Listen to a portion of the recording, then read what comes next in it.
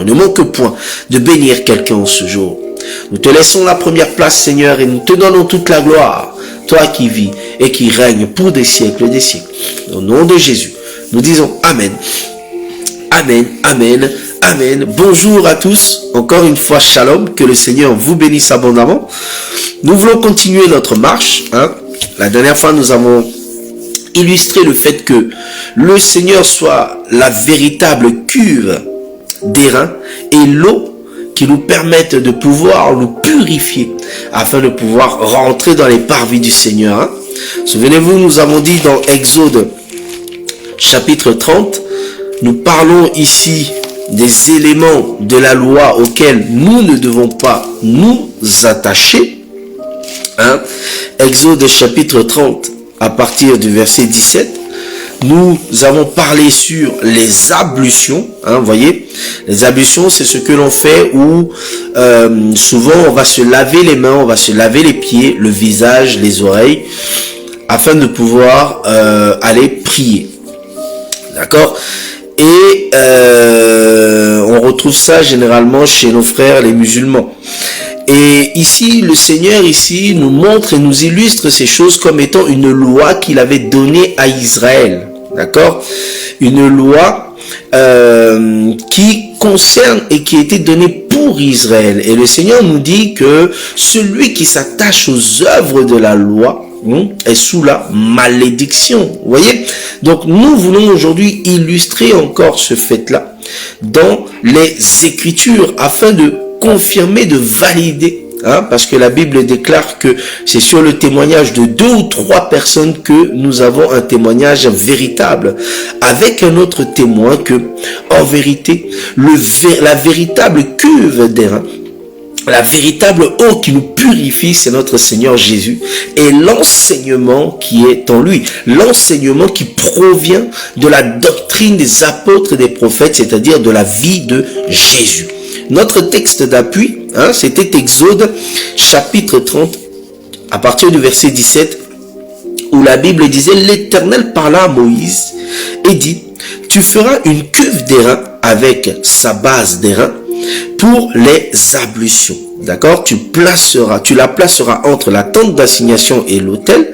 Donc cette cuve et l'eau étaient entre la tente d'assignation et l'autel. La tente d'assignation, c'est l'endroit où il y avait la présence permanente de Dieu, c'est-à-dire là où il y avait l'arche. Et l'autel, c'était l'endroit où on faisait les sacrifices. D'accord? Et cette cuve et cette eau étaient entre les deux. D'accord?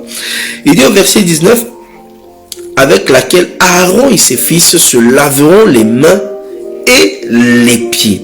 Lorsqu'ils entreront dans la tente d'assignation, ils se laveront avec cette eau, afin qu'ils ne meurent point.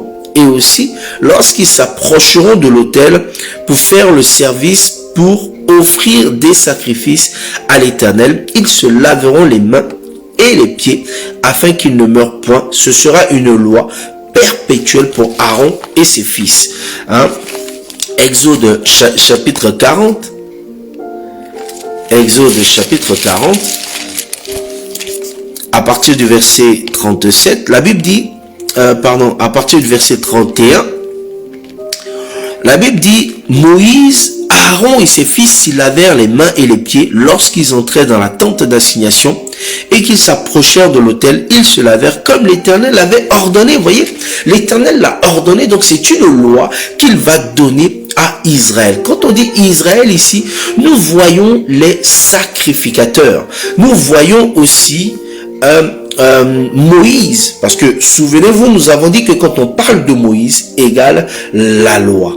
D'accord? Donc dans la loi, le Seigneur donne une loi, ou disons au temps d'Israël, le Seigneur donne une loi qui devait être respectée. Voilà pourquoi vous avez vu que Aaron, Moïse et ses descendants ont respecté cette loi. Cette loi concerne Israël. Nous savons que la Bible déclare que Christ est la fin de la loi. Pourquoi Christ est la fin de la loi? Parce que Christ va apporter une nouvelle alliance. D'accord? Nous allons voir ces choses. Christ va apporter une nouvelle alliance qui va être destinée aux nations. D'accord? Et qui va être destiné aux nations. Voilà pourquoi aujourd'hui il faut comprendre que nous ne devons plus pratiquer les éléments de la loi. Quand nous disons les œuvres de la loi ou les éléments de la loi, c'est ce que nous avons vu, le sabbat, ou aujourd'hui, ce que nous voyons, les ablutions. Nous allons aussi voir les autres éléments à venir. Il ne faut plus la pratiquer aussi dans le sens où la Bible déclare que celui qui a péché, il doit être lapidé ou tué. Ça aussi, ce sont les œuvres de la loi. Ok? Si on s'attache, bien aimé, nous sommes sous la malédiction. Et maintenant, nous voulons voir aujourd'hui, dans ces temps présents, qu'est-ce que nous devons faire? Comment est-ce que nous devons nous approcher de Dieu? D'accord? Comment est-ce que nous devons être agréables à Dieu? Parce que comprenez que les ablutions servaient de purification. D'accord? Les ablutions servaient à ce que, peu importe le temps, ici il n'y a pas de notion de péché, c'est-à-dire que quand on voulait aller devant le Seigneur, il fallait être pur et purifié. Il fallait d'abord se laver les mains et se laver les pieds. Mais nous voulons illustrer ça dans le corps de notre Seigneur Jésus-Christ. Vous voyez? Dans 2 Rois, chapitre 2, à partir du verset 18. 2 Rois, chapitre 2, à partir du verset 18. La Bible nous dit,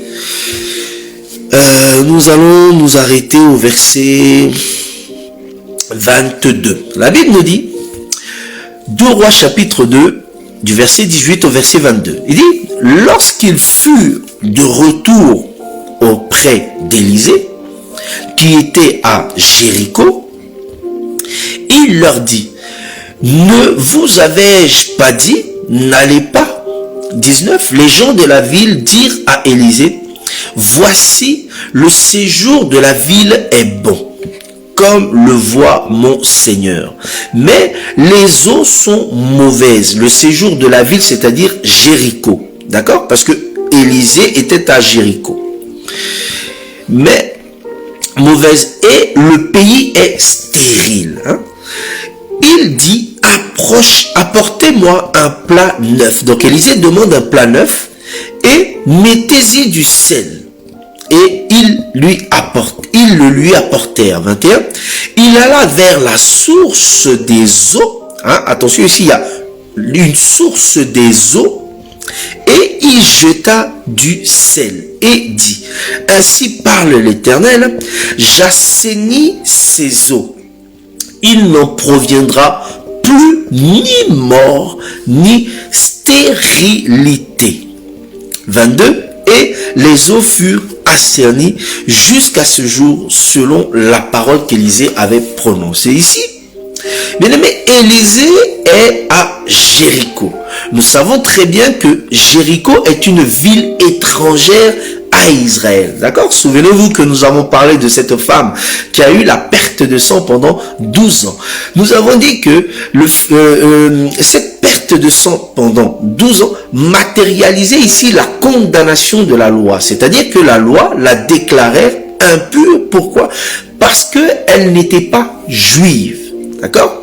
Ici, de cette même manière, vous allez comprendre que Jéricho ici est un pays qui n'est pas juif, d'accord? C'est un pays étranger. Donc, si on voit Jéricho, bien aimé, comprends que c'est toi, moi. Comprends que c'est nous qui ne sommes pas juifs dans la chair.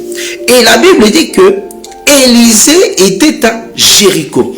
Vous allez comprendre un élément très important. Quand nous voyons Moïse, Élie, Élisée, David, tout ce monde-là, bien aimé, Jésus déclare que vous sondez les Écritures en pensant trouver la vie en elles, mais elles ne témoignent que de moi. Vous voyez, Philippe va aller voir Nathanaël, il va dire, nous avons vu celui dont Moïse parlait. Donc vous allez comprendre que tout cela, ce n'est ni plus ni moins l'image de notre Seigneur Jésus dans l'ombre. Et quand nous disons dans l'ombre, c'est-à-dire au temps de la loi.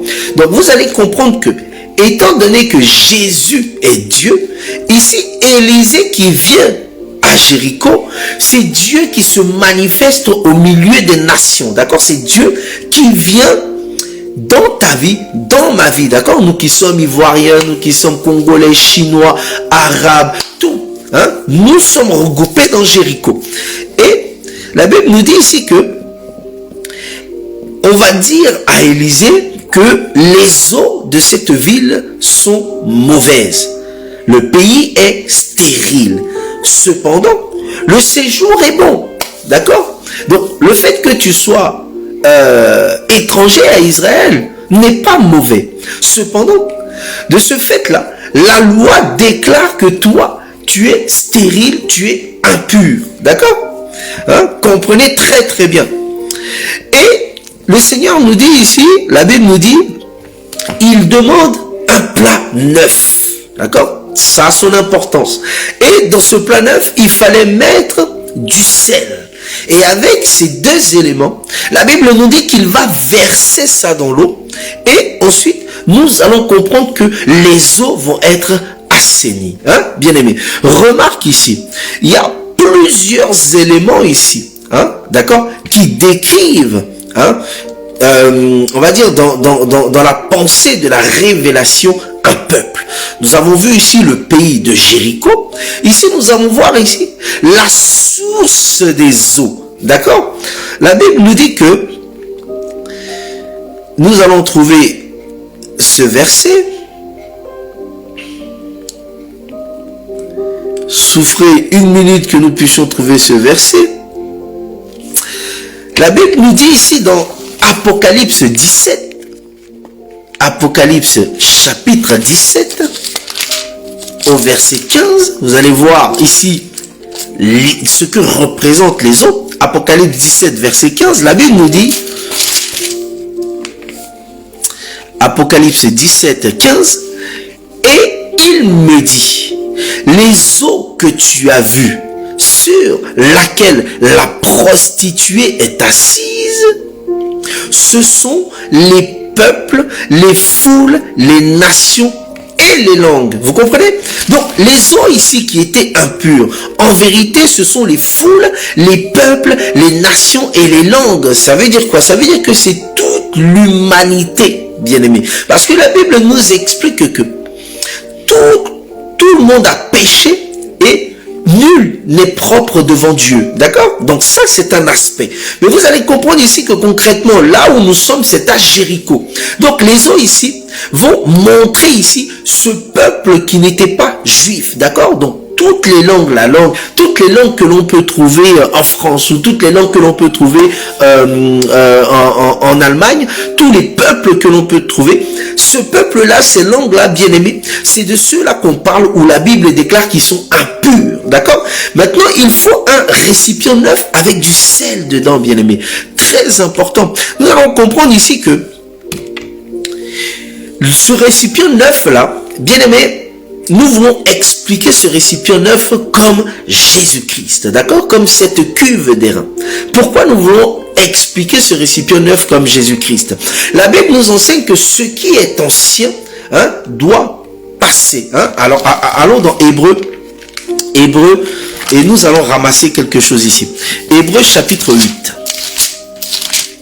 Hébreu chapitre 8, au verset... Hébreux chapitre 8 au verset 13. La Bible dit, en disant, une alliance nouvelle, il a déclaré ancienne la première. Or, ce qui est ancien, ce qui a vieilli, est près de disparaître. J'aime ça. Tu as compris que ce récipient nouveau, c'est une nouvelle alliance. Ce qui est neuf, d'accord? C'est notre Seigneur Jésus-Christ. Et il dit, la première alliance a vieilli et elle doit passer. Ici, nous voulons ramasser quelque chose ici. Bien aimé, la Bible dit que les premiers seront les derniers et les derniers seront les premiers. Il faut faire très attention à la compréhension de cette écriture. La Bible ici ne veut pas dire que toi tu es dernier, hein, dans le sens où si par exemple tu es à l'école et tu es dernier, tu vas être premier. Non, la Bible ne parle pas de ça. La Bible ici parle de cette alliance là. La Bible dit que la loi qui te condamnait, celle qui était première, en vérité elle passera. Et celle qui sera première, celle qui sera manifestée, bien aimé, c'est cette nouvelle alliance. D'accord? C'est la grâce. Cela veut dire quoi? Que dans la pensée de l'Éternel, quand l'Éternel vient sauver un peuple, il voit d'abord Israël. Il voit d'abord la première alliance. Ensuite, vous allez comprendre que la seconde alliance, c'est celle qui concerne les nations, passera en premier maintenant. Cela veut dire quoi? Que aujourd'hui, le Seigneur est dans ta vie. Aujourd'hui, le Seigneur est manifesté pour toi, bien-aimé, afin de pouvoir t'apporter cette alliance qu'il va te purifier. Cela veut dire qu'aujourd'hui, Israël aujourd'hui est dans les ténèbres. Quand nous disons Israël, nous parlons du peuple d'Israël. Voilà pourquoi vous allez comprendre que la dernière fois que nous avons vu, nous avons dit que pour cette femme qui avait la perte de sang, le Seigneur va tourner son regard vers elle. Or, nous avons dit que quand le Seigneur tourne le regard vers quelqu'un, c'est qu'il accepte cette personne dans sa présence, c'est qu'il manifeste son amour. Cependant, quand Jésus-Christ tourne son regard, le dos du Seigneur est de côté d'Israël maintenant. Donc cela veut dire que Israël est dans les ténèbres aujourd'hui. Et aujourd'hui, ces bontés que tu reçois, font de toi aujourd'hui cette première épouse que le Seigneur veut enlever. Voilà, les premiers seront les derniers et les derniers seront les premiers. Nous revenons rapidement. Ici, vous allez comprendre que ce récipient neuf, en vérité, c'est notre Seigneur Jésus qui apporte cette nouvelle alliance. L'ancienne alliance doit passer, c'est-à-dire toutes les choses anciennes dans ta vie doivent passer. Tout ce qui a été déclaré sur ta vie comme malédiction doivent passer. Tout ce que tu as eu à faire, qui ont eu à être déclaré contre toi comme une accusation, doit passer. Voilà pourquoi il dit que ceux qui sont en Christ sont une nouvelle créature. Les choses anciennes sont passées. Tout est devenu neuf aujourd'hui, bien-aimé. Tu dois comprendre aujourd'hui que tu peux marcher dans cette assurance que le Christ t'a purifié. Encore et encore si tu demeures dans sa parole. Parce que nous avons dit que ce qui purifie, c'est l'enseignement. Cela veut dire quoi? Si tu as l'enseignement de Christ en toi, bien-aimé, tu peux marcher avec assurance. Parce que tout ce que tu as eu à faire, tout ce qui a eu à être, toutes les malédictions ancestrales, tout bien-aimés, aux traditions, bien-aimés, ont été effacées. Et aujourd'hui, bien-aimé, tu es cette nouvelle personne. Tu es ce nouveau récipient que le Seigneur utilise. Mais attendez, la Bible nous explique que il y avait dans ce récipient du sel. Hein? Nous voulons aussi ramasser quelque chose ici aussi. La Bible déclare qu'il y a eu Moïse avec cette ancienne alliance et Jésus-Christ avec cette nouvelle alliance. Alors attention, il n'y a que deux grands prophètes majeurs. Il n'y a pas de troisième prophète, ni de quatrième prophète, bien-aimé. Pourquoi nous disons qu'il y a deux grands prophètes majeurs, qui sont Moïse et Jésus? Parce que la caractéristique d'un prophète, c'est de ramener une alliance. La caractéristique d'un prophète, ce n'est pas d'amener un message. Ce n'est pas un prophète qui emmène un message. Tout le monde reçoit un message et l'apporte. Mais ce message, il en découle d'une alliance. Vous voyez? C'est pour ça qu'il y avait d'abord la loi qui vient avec Moïse et ensuite la vérité et la grâce qui viennent avec Dieu. La grâce, bien-aimée, c'est la mort que Jésus a eu à manifester sur la croix de Golgotha. Et cette mort-là, c'est ça, cette nouvelle alliance qui nous donne la vie aujourd'hui. La loi, c'était l'alliance qui donnait la vie à Israël. Aujourd'hui, c'est la grâce qui nous donne la vie. Voilà pourquoi il faut faire très attention, bien-aimés. Il n'y a que deux prophètes majeurs, Moïse et Jésus. Moïse va dire qu'un prophète sortira du milieu de vous. Un prophète comme moi sortira du milieu de vous. Et quand il disait ça, il parlait aux Juifs. Or, nous comprenons que Jésus était un Juif. Ce prophète-là qui sort d'Israël pour nous apporter cette nouvelle alliance. Donc, il faut faire très attention. Ça, c'est des éléments que nous vous donnons contre tout ce qui vous environne, bien aimé, pour que vous soyez assis et que vous puissiez marcher dans la lumière. Remarquez, le sel qui était dans le plat neuf, c'est quoi ce sel qui était dans le plat neuf? Allons rapidement dans Lévitique. Lévitique. Ici, bien aimé, nous voulons montrer ici que Jésus-Christ est cette véritable cuve qui nous purifie, qui nous sanctifie, qui nous rend agréable devant le Seigneur. Nous voulons ici démontrer que ce qui était en Jésus, qui nous rendait purs, cette eau, en vérité, c'était l'enseignement véritable. Nous avons dit, Lévitique, chapitre 2, Lévitique, chapitre 2, au verset 13. La Bible dit, tu mettras du sel sur toutes tes offrandes. Tu ne laisseras point ton offrande manquer de sel. Signe de ton alliance, signe de l'alliance avec Dieu. Vous voyez, il y a toujours cette notion d'alliance.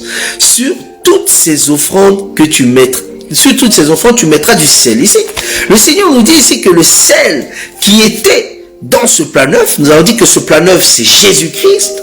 Ce sel qui était dans ce plat neuf, c'était l'alliance, le signe de l'alliance. Or, nous comprenons que le véritable signe de l'alliance, c'était le sang. C'est le sang, bien-aimé. Remarquez que Paul nous explique que le sang de Jésus qui crie plus fort que celui d'Abel. Mais quel est ce sang qui va crier?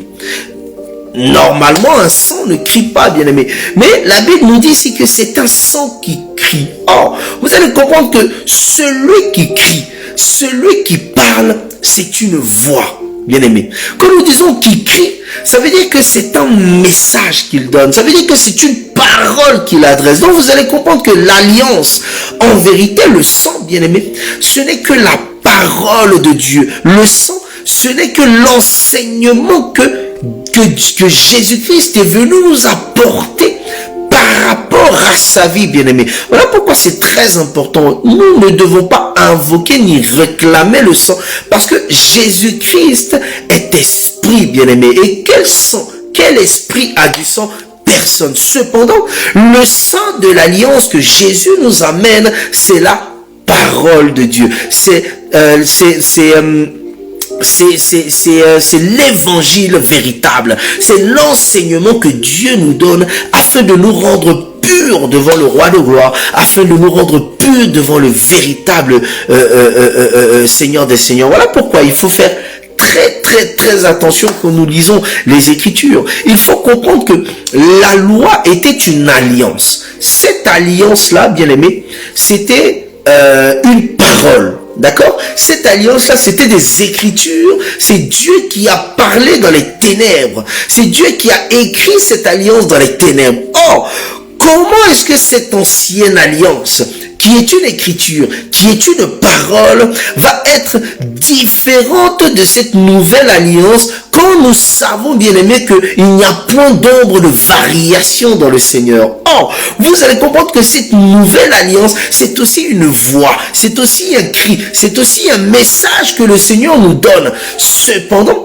la différence entre les deux, c'est l'application de ce message, c'est la compréhension de ce message. Vous allez comprendre que la Bible dit que à la loi et au témoignage. Cela veut dire quoi? Que quand le Saint-Esprit vient, quand Jésus vient, il vient nous expliquer, il vient nous montrer l'explication, la véritable identité de celui qui était parlé dans la loi. C'est-à-dire qu'il vient nous éclairer, bien-aimés. Voilà pourquoi il faut faire très attention à ce que nous entendons, à ce que nous recevons, à ce que nous voyons, bien-aimés. Parce que ça aussi, ce sont des enseignements. Tiens, regardez, on va rapidement dans Genèse. Genèse chapitre 3. Vous allez voir, Genèse chapitre 3, que tout est question d'enseignement. Tout est question de compréhension de l'enseignement. Tout est question de ce que, est-ce qu'on voit Dieu ou est-ce qu'on ne voit pas Dieu, hein? Genèse chapitre 3, à partir du verset 1 jusqu'au verset 6. Nous allons nous arrêter. La Bible dit, Genèse chapitre 3 du verset 1 au verset 6. Le serpent était le plus rusé de tous les animaux des champs que l'Éternel Dieu avait fait. Il dit à la femme, Dieu a-t-il réellement dit, vous ne mangerez pas de tous les arbres du jardin? La femme répondit au serpent, nous mangeons du fruit des arbres du jardin. Mais quand quant au fruit de l'arbre qui est au milieu du jardin, Dieu a dit, vous ne mangerez point et vous ne toucherez point, de peur que vous ne mouriez. Alors, le serpent, il parle. Le serpent donne un enseignement. Il dit, alors le serpent dit à la femme, vous ne mourrez point. Mais Dieu sait que le jour où vous en mangerez, vos yeux s'ouvriront et vous serez comme des dieux connaissant le bien et le mal. La femme vit que l'arbre était bon à manger et agréable à la vue et qu'il était précieux pour ouvrir l'intelligence. Elle prit de son fruit et en mangea, et elle donna à son mari et en mangea. Et nous savons, bien aimé, que après cet acte-là, bien aimé, Adam et Ève vont être chassés de la présence de Dieu. Hein? D'accord? Donc, comprenez ici que il y a un enseignement qui nous purifie et qui nous rend agréables devant le Seigneur. Mais il y a aussi un autre enseignement qui nous rend désagréable devant Dieu, qui nous rend abominable devant Dieu. Et bien aimé, cet enseignement, c'est l'enseignement du prince de ce monde, c'est-à-dire Satan. C'est l'enseignement qui nous détourne de l'alliance que Dieu a faite avec nous. Cet enseignement, bien aimé, a pour particularité de toucher la chair. Parce que vous allez comprendre ici que Ève, c'est l'image de la chair. La Bible dit que l'esprit est bien disposé, donc l'esprit est fort, disposé à marcher dans la bonne marche du Seigneur, mais la chair est faible. Et la Bible nous dit que Marie, aimez vos femmes comme le sexe faible. Donc vous allez comprendre ici que l'enseignement qui touche la chair, l'enseignement qui met la chair en ébullition, l'enseignement qui pousse la chair à agir, l'enseignement qui pousse la chair à dicter la loi à l'esprit ou à l'âme, bien aimé, cet enseignement nous rend abominable devant le Seigneur. Voilà pourquoi nous devons rechercher cet enseignement qui est dans le Seigneur, cet enseignement qui découle de la vie de Dieu, parce que cet enseignement nous rend, bien aimés, agréable devant Dieu. Ce matin, nous voulons vous montrer cette particularité de l'enseignement. Comprenez qu'il y a l'enseignement de notre Seigneur Jésus. Il y a aussi ce faux enseignement de celui qui se déguise en ange de lumière, c'est-à-dire Satan. Il y a les profondeurs de Dieu, mais il y a aussi les profondeurs de Satan, comme Apocalypse 2 nous dit. Et nous devons arriver par la grâce du Seigneur, demander au Seigneur de pouvoir discerner ces choses, bien-aimés, afin de ne pas être la proie justement de ce lion qui tourne autour des brebis de l'Éternel.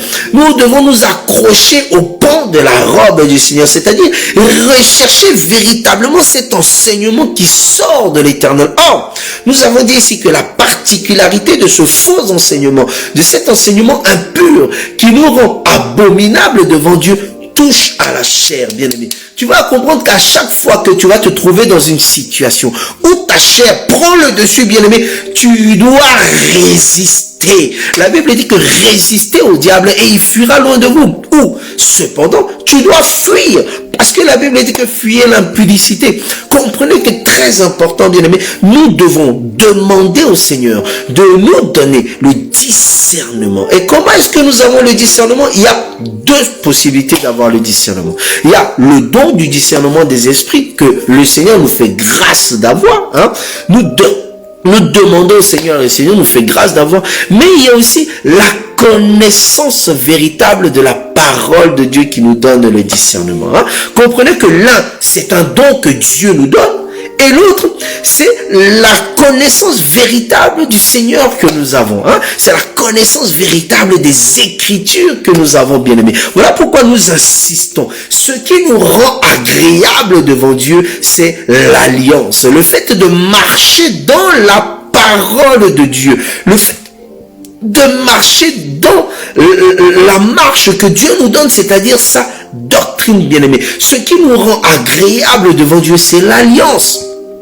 Ce qui nous rend agréable devant Dieu, c'est ce sel qui était dans ce nouveau pot, qui a purifié. Et comprenez que dans 1 Roi chapitre 2, la Bible nous dit que Élisée va déclarer une parole. Il va purifier cette eau et il va déclarer que cette eau est pure. Et la Bible déclare que jusqu'à aujourd'hui, selon la parole que Élisée a déclarée, elle est pure. Or, tu vas comprendre que l'alliance de l'Éternel demeure éternelle, bien-aimé. Ça veut dire que peu importe les circonstances de la vie que tu verras, tant que tu demeureras dans cette alliance, tant que tu demeureras dans l'application de l'enseignement, de la parole de Dieu, bien-aimé, tu demeureras pur et rien ne pourra te nuire, rien ne pourra se positionner devant toi parce que toutes ces choses seront pour toi un marchepied. Pourquoi? Parce que l'alliance a vaincu à la croix de Golgotha et cette victoire qui a été manifestée est accomplie dans ta vie par l'alliance, par l'enseignement que tu as au-dedans de toi. Voilà pourquoi tu vas comprendre que ce sont des éléments très importants pour toi afin que tu puisses marcher avec assurance, afin que tu puisses marcher dans la lumière. La Bible dit que nous devons marcher avec assurance. Nous devons vivre avec espérance. L'espérance, bien-aimé, l'alliance, bien-aimé, toutes ces choses sont regroupées dans l'enseignement qui était en Christ. Voilà pourquoi nous devons rechercher ces choses avec une hardiesse. Nous devons rechercher ces choses avec une envie véritable, afin aussi de pouvoir discerner, bien-aimé. C'est très important d'avoir le don du discernement, ou c'est très important, bien-aimé, d'avoir aussi le discernement que nous donne la parole de Dieu, bien-aimé. Ce matin, ce sont des choses que nous voulions vous exposer. Vous allez comprendre que nous n'avons pas assez du temps et nous ne pouvons pas aussi démontrer comment l'alliance Moïse l'a établie selon ce que Jésus a dit. Et Jésus dans son corps, il va reprendre ces choses. Comprenez que pour juste paraphraser, Dieu va demander à Moïse de prendre 12 pierres. Dieu va demander à Moïse de lire la loi et ensuite de renverser le sang. Vous allez voir aussi que Jésus aussi, quand il vient, il va choisir les 12 apôtres. Vous allez comprendre que quand il va rentrer dans la synagogue, il va lire la loi. Et ensuite, il va prendre le sang pendant le repas et il va dire, la Bible va dire que buvez ce sang car ceci est mon alliance. Vous voyez comment Jésus-Christ nous renvoie, nous donne l'explication des éléments de la loi. Voilà pourquoi la parole de Dieu est parfaite. Et comprenez que cette alliance, bien aimé, ce n'est pas le sang que tu vas réclamer sur ta vie. Cette alliance, ce n'est pas le sang que tu vas mettre sur tes habits ou sur ta maison, bien aimé. Remarquez que c'est pas le sang de Jésus qui a coulé qui purifie ou qui donne la vie. C'est pas le sang qui a coulé, bien aimé, parce que sinon le Romain qui était à côté, qui a percé le côté de Jésus, le sang qui a giclé, ça allait tomber sur lui. Mais la Bible ne nous dit pas qu'il était sauvé. Mais comprenez que ce qui sauve, la Bible dit que celui qui garde ma parole, la Bible dit que la volonté de mon Père, c'est qu'il me connaisse, c'est qu'il me voie et qu'il croit et qui garde mes commandements, bien-aimés. Et c'est en cela que nous serons sauvés. C'est par le commandement que tu vas voir que Satan ne viendra pas être manifesté dans ta vie. Remarquez, allons dans Marc rapidement et après nous allons prier. Marc.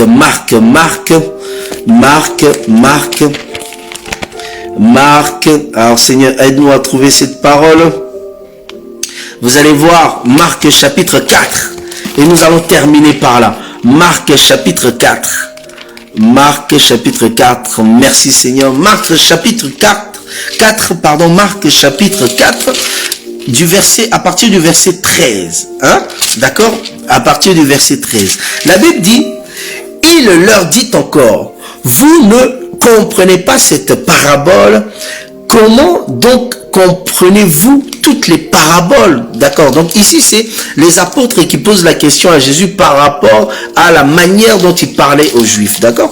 Il dit, verset 14, le semeur sème la parole. D'accord. Le semeur ici, c'est Élisée qui vient verser le sel. D'accord.